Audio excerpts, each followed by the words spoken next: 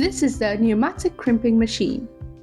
Here you can switch on the air pressure and you can adjust it. Release the adjusting screw, increase or decrease the adjustment according to your bottle's height, and then tighten the screw. You can control the speed. In first uses, adjust the crimping head to be according to your crimping size.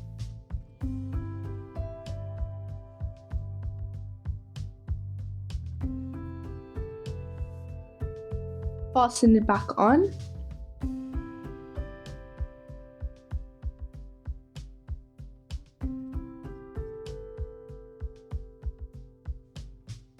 And push the pedal when you want to crimp your perfume bottles.